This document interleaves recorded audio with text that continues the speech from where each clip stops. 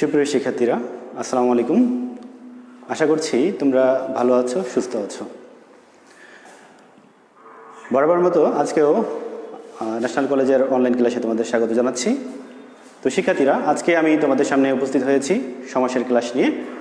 এর আগে আমরা সমাস নিয়ে কয়েকটি ক্লাস করেছি। তো আজকে সমাসের 4 নম্বর পর্ব। আজকে আমরা দেখব তৎপুরুষ সমাসের কয়েকটি ভাগ এখনও বাকি আছে, যেগুলো বলেছিলাম যে আজকের ক্লাসে করব। নও তৎপুরুষ সমাস, উপপদ তৎপুরুষ সমাস এবং অলুক তৎপুরুষ সমাস, এবং পরবর্তীতে আমরা অব্যয়ীভাব সমাস সম্পর্কে আজকে জানব। তো শিক্ষার্থীরা, চলো শুরু করা যাক। আমরা প্রথমে দেখব উপপদ তৎপুরুষ সমাস। তো আমরা তৎপুরুষ সমাসে জেনেছিলাম যে তৎপুরুষ সমাসে পূর্বপদে বিভক্তির লোপ পায়, পূর্বপদে বিভক্তির লোপ পায় এবং পরপদের অর্থের প্রাধান্য থাকে। আমরা প্রথম ক্লাসেই দেখেছিলাম। ওকে, আমরা তৎপুরুষ সমাসের ভাগগুলো দেখেছিলাম যে বিভক্তি অনুযায়ী দ্বিতীয় তৎপুরুষ সমাস, তৃতীয় তৎপুরুষ সমাস, চতুর্থী তৎপুরুষ সমাস, পঞ্চমী তৎপুরুষ সমাস, ষষ্ঠী তৎপুরুষ সমাস, সপ্তমী তৎপুরুষ সমাস, তারপরে এগুলো আমরা দেখেছি। আজকে পরবর্তী ভাগগুলো দেখব। প্রথমে আমরা দেখব উপপদ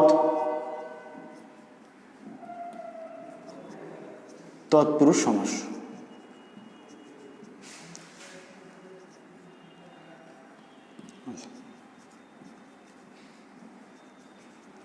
আচ্ছা,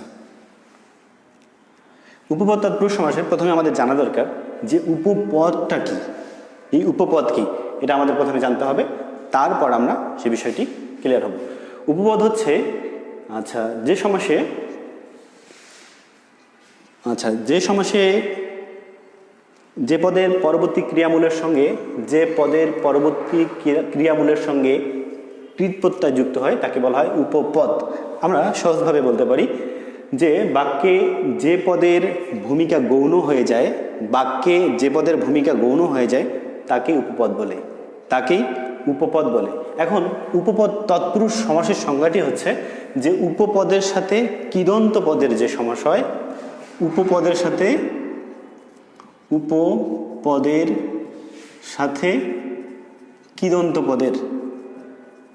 কৃদন্ত পদ। আচ্ছা, উপপদের সাথে কৃদন্ত পদের মিলনে যে সমাস হয়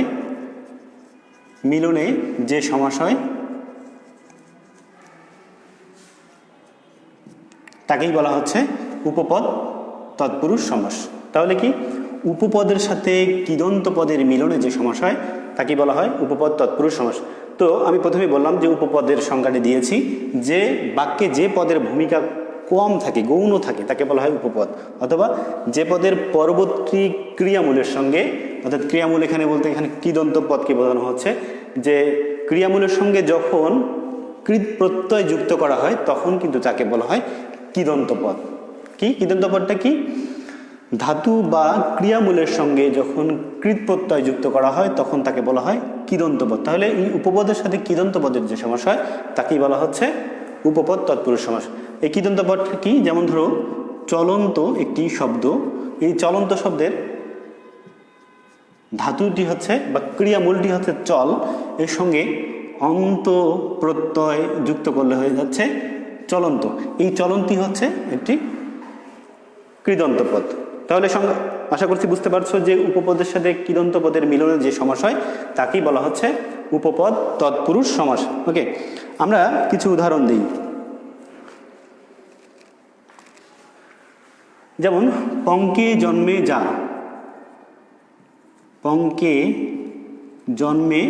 যা, তাকে আমরা কি বলি? পঙ্কে জন্মে যা, তাকে আমরা বলি পঙ্কজ। তাহলে পঙ্কে এখানে কাদায় কিন্তু অনেক কিছুই জন্মে, কিন্তু আমরা সব কিছুকে বাদ দিয়ে শুধুমাত্র পঙ্কজ বলতে পদ্মফুলকেই কিন্তু বুঝতেছি। ঠিক আছে, তাহলে এই যে পদটা পঙ্কটি হচ্ছে উপপদ, জন্মটা হচ্ছে কৃদন্ত পদ।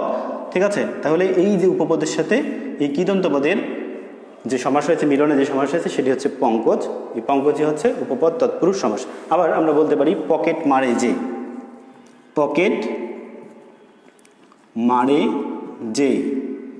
তাকে কি বলবো? পকেট মার। এখানে পকেট হচ্ছে পকেটের কিন্তু হচ্ছে উপপদ, এখানে পকেটের কিন্তু মুখ্য ভূমিকা তেমন একটা নেই, এখানে পকেটের ভূমিকা গৌণ, এখানে মারাটাই হচ্ছে বা কৃদন্তপদের ভূমিকাটা কিন্তু সব থেকে বেশি। আর আমরা কিন্তু বলেছি যে তৎপুরুষ সমাসে পরপদের অর্থের প্রাধান্য কিন্তু থাকে, পকেট মারটাই কিন্তু এখানে মূল ভূমিকা পালন করতেছে, ঠিক আছে। তাহলে এই যে উপপদের সাথে কৃদন্তপদের সমাস হচ্ছে। আবার যদি বলি ছেলে ধরে যে, ছেলে ধরে যে, তাকে কি বলে? তাকে বলে ছেলে ধরা। এখন যদি তোমাদের বুঝতে সমস্যা হয় তাহলে তোমরা আরো সহজভাবে বলতে পারো যে পদগুলোকে এক কথায় প্রকাশ করা যায়, এক কথায় প্রকাশ করা যায় সেই পদগুলো কিন্তু উপপদ অধিকাংশ ক্ষেত্রে। দেখো পঙ্কে জন্মে যায়, এক কথায় পঙ্কজ, পকেট মারে যে, পকেট মার, ছেলে ধরে যে, ছেলে ধরা, ঠিক আছে। এরকম আমরা বলতে পারি যে জাদু করে যে, জাদু করে যে, জাদু করে যে, জাদুকর, ওকে। তারপর জলে চড়ে যে, তাকে বলা হয় জলচর। তো এইভাবে তাহলে উপপদটা কি? উপপদটা হচ্ছে যে বাক্যে যে পদের ভূমিকা গৌণ থাকে, বাক্যে যে পদের ভূমিকা গৌণ থাকে তাকেই বলা হয় উপপদ। আর এই উপপদের সাথে কৃদন্ত পদের মিলনে যে সমাস হয় তাকেই বলা হচ্ছে উপপদ তৎপুরুষ সমাস। আর কৃদন্ত পদটা বললাম যে ধাতু বা ক্রিয়ামূলের সঙ্গে যখন কৃৎ প্রত্যয় যুক্ত হয় তখন তাকে বলা হয় কৃদন্ত পদ, ঠিক আছে। তাহলে আশা করছি বুঝতে পারছো যে এই উপপদের সঙ্গে কৃদন্ত পদের মিলনে যে সমাস আছে সেগুলো হচ্ছে উপপদ তৎপুরুষ সমাস। আর একটা বিষয় ভালো করে মনে রাখবা, সেগুলো হচ্ছে যে এই পদগুলোকে এক কথায় প্রকাশ করা যায়। এটা খুব ভালো করে মনে রাখবা, এটা বই কোথাও নেই, তোমরা মনে রাখবা যে এই উপপদ তৎপুরুষ সমাসগুলোকে এক কথায় প্রকাশ করা যায়। আচ্ছা, এরপরে আমরা দেখব নয় তৎপুরুষ সমাস।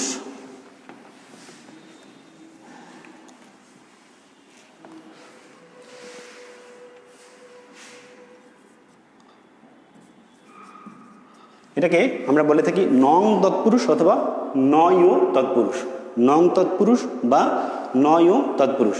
আচ্ছা, যে সমাসের পূর্বপদে বা পূর্বপদে নয় অব্যয়, পূর্বপদে নয় অব্যয়, পূর্বপদে নয় অব্যয়, যেমন নাই, নেই, তারপর ন, তারপর হচ্ছে নাই, আচ্ছা না অথবা নয়। পূর্বপদে এরকম নয় অব্যয় যুক্ত হয়ে নয় অব্যয়, পূর্বপদে নয় অব্যয় যুক্ত হয়ে যে সমাস হয় তাকে বলা হচ্ছে নয় তৎপুরুষ সমাস। পূর্বপদে নয় অব্যয় নাই, নেই, ন, না, নয় এই ধরনের অব্যয় যুক্ত হয়ে যে তৎপুরুষ সমাসগুলো গঠিত হয় সেগুলোকে বলা হচ্ছে নং তৎপুরুষ অথবা নয় তৎপুরুষ। আমরা দু একটা উদাহরণ দেখি, উদাহরণ দেখলে তোমাদের সুবিধা হবে। যেমন ধরো ন আচার, ন আচার এটা হচ্ছে কি অনাচার, অনাচার। তারপর নয় মিল, এটা হচ্ছে অমিল। তাহলে দেখো এখানে কি আছে, নয় এই ধরনের অব্যয়গুলো যুক্ত হয়েছে। আরেকটা বিষয় মনে রাখতে পারো, তা হলো যে আমরা যে সমস্ত পদগুলো গঠিত করব সেই সমস্ত পদে এই উপসর্গের ব্যবহার হবে, সমস্ত পদে উপসর্গের ব্যবহার হবে। আমরা অব্যয়ীভাব সমাসেও কিন্তু উপসর্গের ব্যবহার পাবো, তবে অব্যয়ীভাব সমাসে নাবাচক অর্থ প্রকাশ করবে না, নাবাচক অর্থ এক্ষেত্রে নং তৎপুরুষ সমাসে নাবাচক অর্থ প্রকাশ করবে, নাবাচক অর্থে বোঝাবে, ওকে। আচ্ছা, তারপরে আমরা আরো কয়েকটি দেখি, যেমন ন বিশ্বাস, ন বিশ্বাস এটা হচ্ছে অবিশ্বাস। তারপরে নয় ভাব, আচ্ছা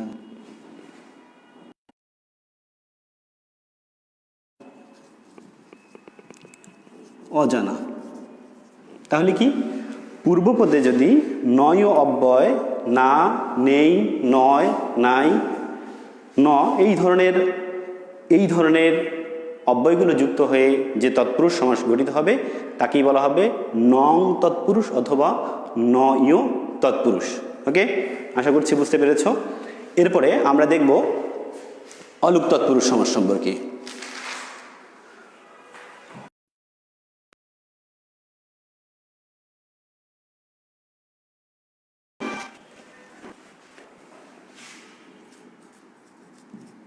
আচ্ছা, আমরা কিন্তু অলুক দ্বন্দ্ব যখন পড়েছিলাম তখন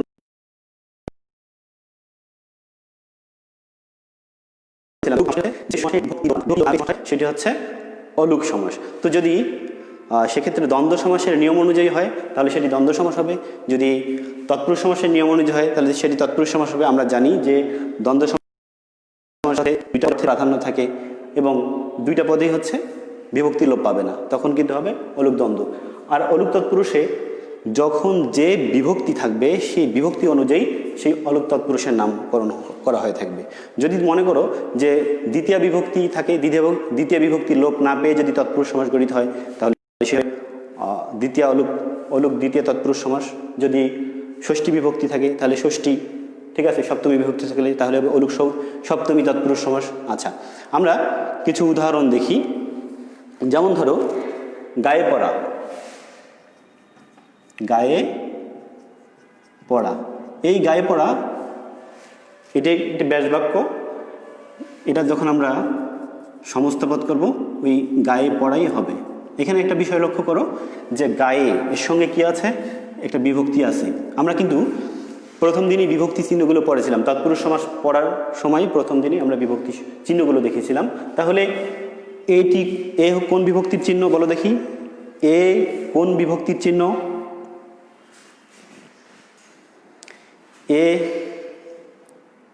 এ কোন বিভক্তির চিহ্ন?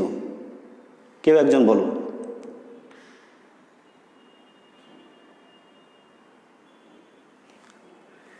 আমরা পড়েছিলাম এ অ তে, এ অ তে, এ অ তে, এগুলো হচ্ছে সপ্তমী বিভক্তির চিহ্ন।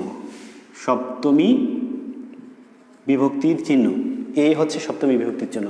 তাহলে যেহেতু এখানে এই সপ্তমী বিভক্তি লোপ না পেয়ে সমস্ত পদটি গঠিত হয়েছে, তাহলে আমরা এটাকে বলতে পারি অলুক সপ্তমী তৎপুরুষ সমাস।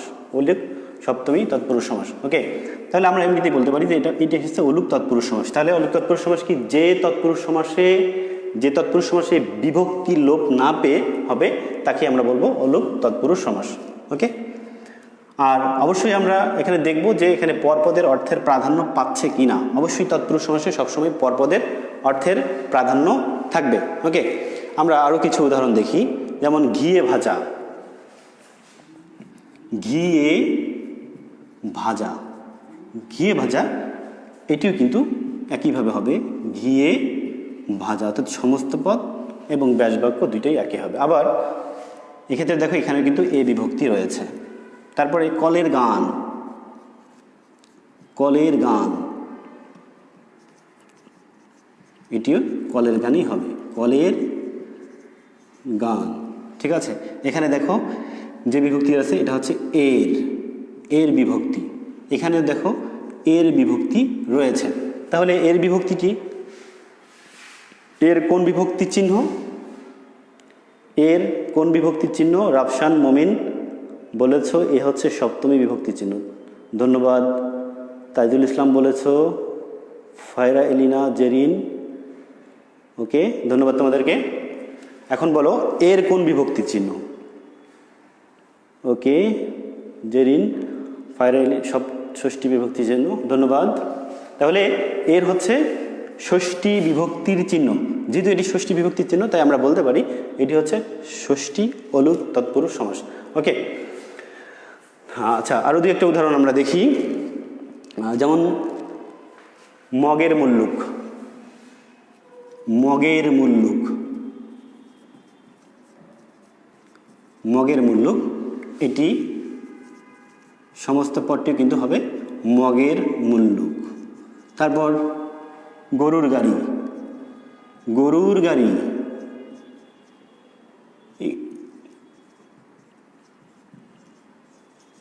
তারপর যদি বলি মনের মানুষ, মনের মানুষ। আচ্ছা, এখানে দেখো সবগুলোতে কিন্তু এরকম বিভক্তি মগের মুল্লুক এর, তারপর এখানে গরুর র, তারপর মনের র এর, এরকম সপ্তমী বিভক্তি, ষষ্ঠী বিভক্তি, বিভিন্ন বিভক্তি চিহ্ন লোপ না পেয়ে এই তৎপুরুষ সমাসগুলো গঠিত হয়েছে। তাই আমরা এগুলোকে বলতেছি অলুপ তৎপুরুষ সমাস।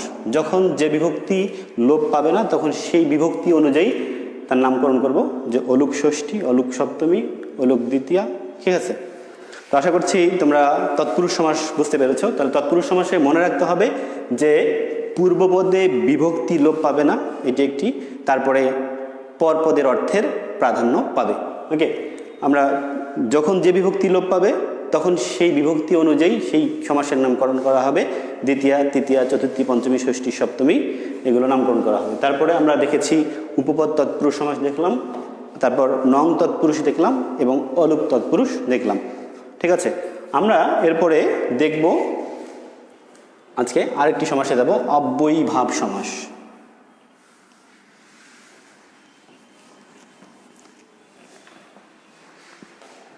অব্যয়ীভাব সমাস।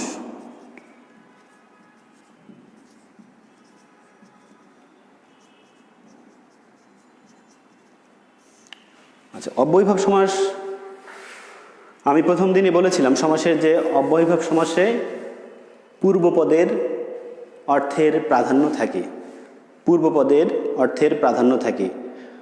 তাইজুল ইসলাম, রাফসান মমিন, তোমাদের ধন্যবাদ, বলতে পেরেছ। এলিনা,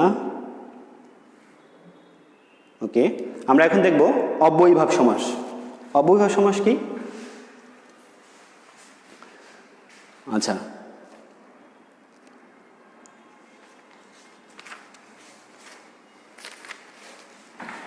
আচ্ছা, অব্যয়ীভাব সমাসে আমাদের প্রথমে দেখতে হবে যে পূর্বপদে অব্যয় যোগে নিষ্পন্ন পদের পূর্বপদে অব্যয় থাকবে এবং অব্যয়ের অর্থের প্রাধান্য পাবে। এখানে মনে রাখতে হবে যে পূর্বপদে অব্যয় থাকবে,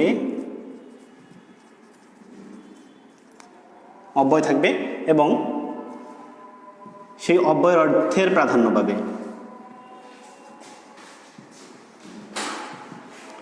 অব্যয়ের অর্থের প্রাধান্য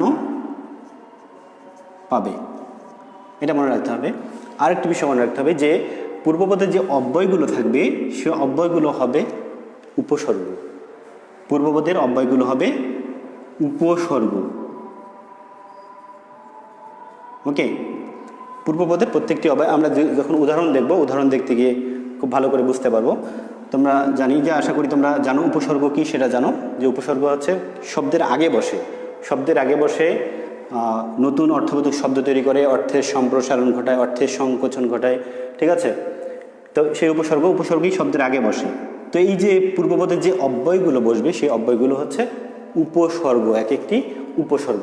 যেমন আমরা কিছু উদাহরণ দেখব, উদাহরণ দেখলেই তোমাদের বুঝতে সুবিধা হবে। যেমন মরণ পর্যন্ত, মরণ পর্যন্ত, মরণ পর্যন্ত, এটা হচ্ছে আমরণ, আমরণ। আচ্ছা, মরণ পর্যন্ত আমরণ। এইখানে দেখো প্রথমে যে আটা ব্যবহার করা হয়েছে আমরণ, পূর্বপদের যে অব্যয়টা এখানে আছে অব্যয়, এই অব্যয়টা কিন্তু হচ্ছে একটা উপসর্গ। ঠিক আছে, আমরা পড়েছি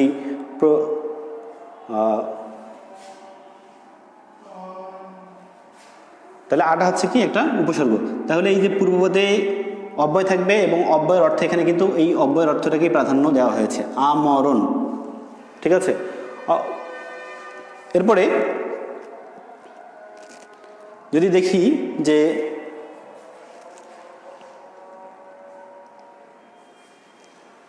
পশ্চাৎগমন, পশ্চাৎগমন এটা হচ্ছে অনুগমন, অনুগমন। তো এখানে কিন্তু অনুটা অব্যয় একটা এবং এটি একটি উপসর্গ। অনুটা একটা অব্যয় এবং একই সাথে এটি একটি উপসর্গ। তাহলে অব্যয়ভাব সমাসে আমাদের মনে রাখতে হবে যে পূর্বপদে অব্যয় থাকবে এবং অব্যয়ের অর্থের প্রাধান্য পাবে। ঠিক আছে, পূর্বপদে অব্যয়যোগে নিষ্পন্ন সমাসে যদি অব্যয়ের অর্থে প্রাধান্য থাকে তবেই তাকে অব্যয়ীভাব সমাস বলে। ঠিক আছে, অব্যয়ভাব সমাসে কেবল অব্যয়ের অর্থ যোগেই ব্যাস বাক্যটি গঠিত হবে, অব্যয়ের অর্থ যোগেই এই ব্যাস বাক্যটি গঠিত হবে। তো বিভিন্ন অর্থে এই অব্যয়ীভাব সমাস হতে পারে, বিভিন্ন অর্থে আমরা দেখব যে কোন কোন অর্থে এই অব্যয়ীভাব সমাসগুলো গঠিত হতে পারে। ওকে, আচ্ছা আমরা দেখি।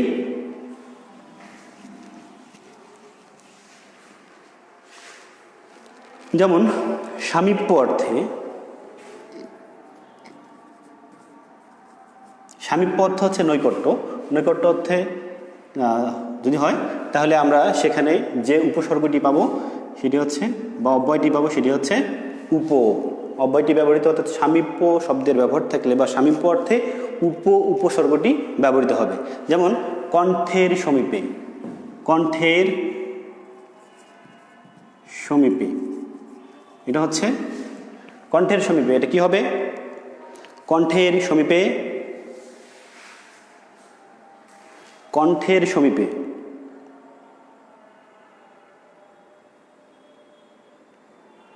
কণ্ঠের সমীপে এটি হচ্ছে উপকণ্ঠ, উপকণ্ঠ। তাহলে দেখো এখানে কিন্তু উপের, এই উপ অব্যয়ের অর্থের কিন্তু প্রাধান্য দেওয়া হয়েছে, উপকণ্ঠ। আবার কুলের সমীপে, কুলের সমীপে এটি হচ্ছে উপকূল, উপকূল। তাহলে এটা গেল সামীপ্য অর্থে, অর্থাৎ সামীপ্য অর্থাৎ নৈকট্য অর্থে। ঠিক আছে, তারপরে বিপসা অর্থে, বিপসা মনে হচ্ছে যে পৌনঃপুনিকতা বা বারংবার, অর্থাৎ একই শব্দ যখন বারংবার ব্যবহার করা হবে পরিপৌনিকতা বোঝাবে। ঠিক আছে, তখন সেখানে বিপসা অর্থে তখন সেখানে যে উপসর্গ বা যে অব্যয়টি ব্যবহৃত হবে তা হচ্ছে অনু অথবা প্রতি। যেমন তাহলে কি বিপসা অর্থে, বিপসা অর্থে, বিপসা অর্থ হলে হবে অনু অথবা প্রতি। যেমন উদাহরণ দেখো, দিন দিন, দিন দিন, দেখো পৌনঃপুনিকতা রয়েছে, দিন দিন একই শব্দ দুইবার ব্যবহার করছে। দিন দিন এটি হবে প্রতিদিন, প্রতিদিন। তারপরে ক্ষণে ক্ষণে, এর ব্যাস বাক্য হবে প্রতিক্ষণে। আবার ক্ষণে ক্ষণে অনুক্ষণও হয়, ক্ষণে ক্ষণে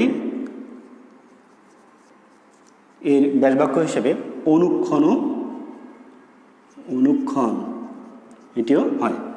তাহলে আমরা পাইলাম সামীপ্য অর্থ হলে উপ হবে, বিপসা অর্থ হলে যে অব্যয়টি ব্যবহৃত হবে তা হলো অনু অথবা, অনু অথবা প্রতি। আচ্ছা, এরপরে আমরা দেখব পর্যন্ত যদি অর্থ হয়, পর্যন্ত অর্থ হলে আ হবে।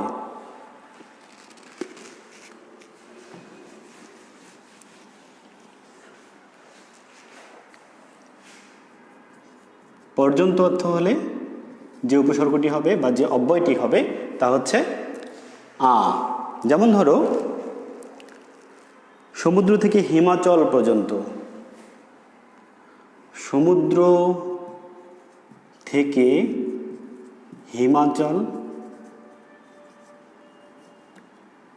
হিমাচল পর্যন্ত, এটি হচ্ছে আ সমুদ্র হিমাচল, আ সমুদ্র হিমাচল। ওকে, তাহলে এখানে কি পর্যন্ত হলে, পর্যন্ত হলে তাহলে পর্যন্তর জন্য যে উপসর্গটি বা যে অব্যয়টি ব্যবহৃত হয় তা হলো আ, অথবা পা থেকে মাথা পর্যন্ত, পা থেকে, পা থেকে মাথা পর্যন্ত,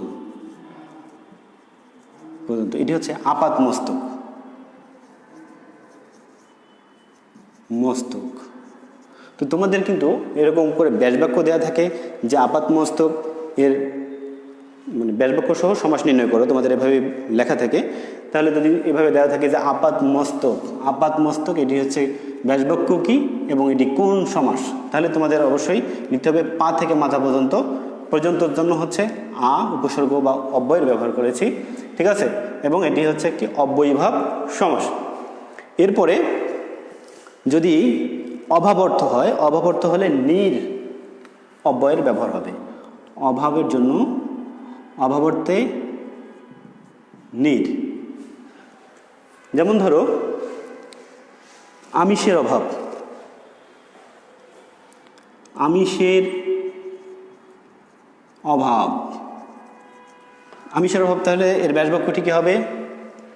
আমিষের অভাব তোমরা এর আগে এসএসসিতে পড়ে এসেছো। আচ্ছা বলো দেখি আমিষের অভাব কি হবে? তোমরা লিখে দাও আমিষের অভাব কি হবে। তারপর জলের অভাব, তারপরে উৎসাহের অভাব,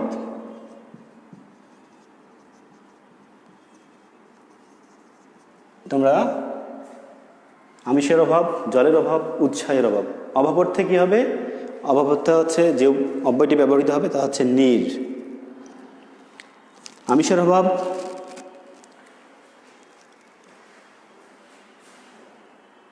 নিরামিষ। তাইদুল ইসলাম ধন্যবাদ। আরমান হোসেন নিরামিষ ধন্যবাদ। আচ্ছা জলের অভাব এবং উৎসাহের অভাব কি হবে একটু লেখো দেখি। নিরামিষ, এটি হবে জলের অভাব হবে। জলের অভাব কি হবে তাহলে?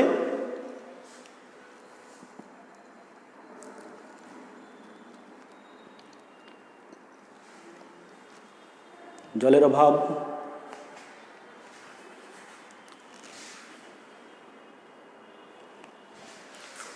জলের অভাব হবে নির্জল, উৎসাহের অভাব হবে নিরুৎসাহ,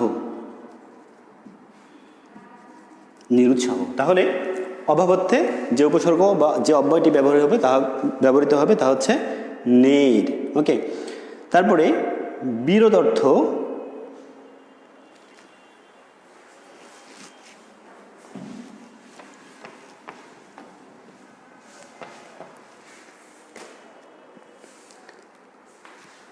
বিরোধ অর্থে, বিরোধ অর্থে যে অব্যয়টি ব্যবহার হবে তা হচ্ছে প্রতি। যেমন ধরো বিরুদ্ধবাদ, বিরুদ্ধবাদ এর সমস্ত পদ হবে প্রতিবাদ। বিরুদ্ধবাদ এটি হচ্ছে প্রতিবাদ। তারপরে বিরুদ্ধকুল, বিরুদ্ধকুল এটি হবে প্রতিকূল। তাহলে বিরোধ অর্থ হলে যে অব্যয়টি ব্যবহৃত হবে তা হচ্ছে প্রতি। ওকে, তারপরে আমরা দেখব যে সাদৃশ্য অর্থে, সাদৃশ্য অর্থে যদি হয় তাহলে সেখানে উপ অব্যয় বা উপসর্গের ব্যবহার হবে। যেমন সাদৃশ্য হলে, সাদৃশ্য হলে উপসর্গের ব্যবহার হবে। এগুলো তোমাদের একটু ভালো করে মনে রাখতে হবে। যেমন বিরোধ অর্থে প্রতি, ঠিক একইভাবে সাদৃশ্য অর্থে উপসর্গের ব্যবহার হবে। যেমন শহরের সদৃশ, শহরের সদৃশ, তাহলে কি হবে? উপশহর। যেহেতু এখানে তুলনা করা বলা হচ্ছে, সাদৃশ্যতা বোঝাচ্ছে। তারপরে গ্রহের তুল্য, গ্রহের তুল্য, এটি কি হবে? এটি হবে উপগ্রহ। তাহলে প্রিয় শিক্ষার্থীরা, এই হচ্ছে অব্যয়ীভাব সমাস। আরও বিভিন্ন অর্থে অব্যয়ীভাব সমাস হয়। তাহলে অব্যয়ীভাব সমাসে আমাদের মনে রাখতে হবে যে পূর্বপদে অব্যয় হবে এবং অব্যয়ের অর্থের প্রাধান্য পাবে, সেটি হচ্ছে অব্যয়ীভাব সমাস। ঠিক আছে, তাহলে আমাদের সমাসের আরও বাকি থাকলো বহুব্রীহি সমাস বাকি থাকলো এবং আরও কিছু প্রধান সমাস আছে, যেমন প্রাদি সমাস, নিত্য সমাস, এগুলো বাকি থাকলো। এগুলো আমরা আগামী ক্লাসে দেখব। তো তোমরা এই যে সমাসগুলো পড়া হয়েছে, আমরা দ্বন্দ্ব সমাস পড়েছি, কর্মধারয় সমাস পড়েছি, তৎপুরুষ সমাস পড়েছি, দ্বিগু সমাস পড়েছি, অব্যয়ীভাব সমাসও পড়েছি। তোমাদের কাজ হলো এই সমাসগুলো তোমরা বই থেকে দেখবে এবং সমস্ত পদগুলো বেছে নেবে, সেগুলোকে ব্যাসবাক্য করার চেষ্টা করবে এবং সমাসগুলো নির্ণয় করার চেষ্টা করবে। তাহলে সমাস সম্পর্কে তোমাদের যে ভীতি আছে সেই ভীতি থাকবে না, সমাসে তোমরা খুব ভালো মার্কস পেতে পারবে। ঠিক আছে, তো আশা করছি তোমরা এগুলো বুঝতে পেরেছো। তো আজকে এই পর্যন্তই। সবাই ভালো থাকবে, সুস্থ থাকবে, সবার জন্য শুভকামনা।